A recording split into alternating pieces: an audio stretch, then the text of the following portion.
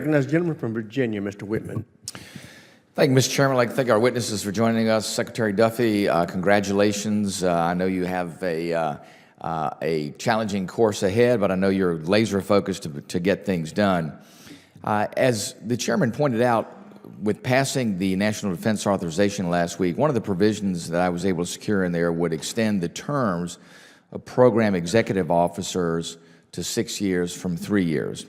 And the language clarifies this isn't about impeding promotions or about impeding career trajectories, but this is about giving our PEOs more authority over the incorporation of new technologies, have them be more forward-looking, incentivize positive risk-taking, supporting accountability. One of the great examples of that is naval reactors. Naval reactors is a 6-year billet. It is about making sure that there is a no-fail scenario there in naval reactors. That should be the standard that we put in place for all other program executive offices as well as program managers. I would argue a lot of times there's lack of willing to take risks, there's lack of willing to project things forward. In some instances, it's like, if I can just get my 3 years done and get out of here, I'm going to be okay. And they don't want to take the risk necessary to really move us forward. So I just wanted to hear from you. Are you willing to work with us to make sure that as that transitions, as this requirement hopefully comes into place, that we can actually get this in place and that we can enable this now extension of term here to really provide the impetus for these program executive officers to do what I know they can all do, and a lot of times what they want to do. This gives them the window to be able to get that done.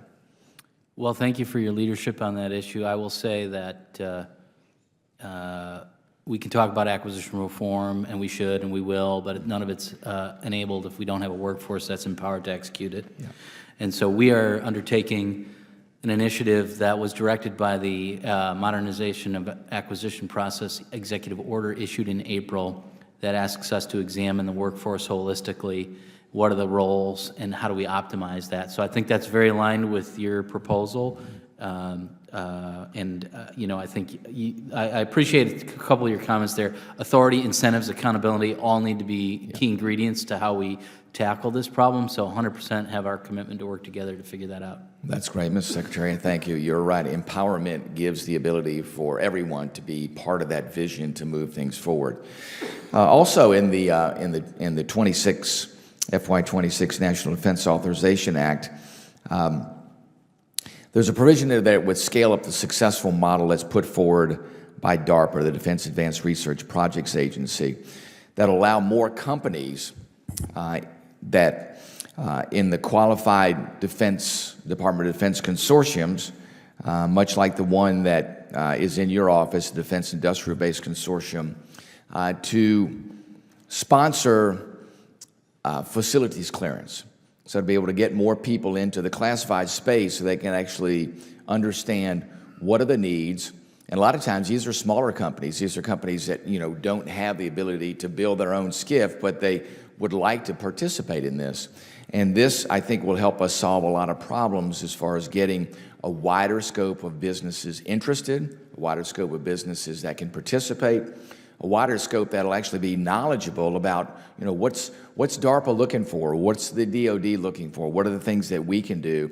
And we talk about, you know, COTS and all the things we can do to bring commercial technology. Well, if the companies out there don't know what Department of Defense is looking for, if we don't give them more of a windshield or more of a place to have access, then we won't get those companies to play in that space. So I'm committed to working with you to expand those opportunities. Want to get your perspective if there are additional things that we can do in addition to the Defense Industrial Base Consortium opportunities to provide those openings for folks to understand what are the needs of the DoD.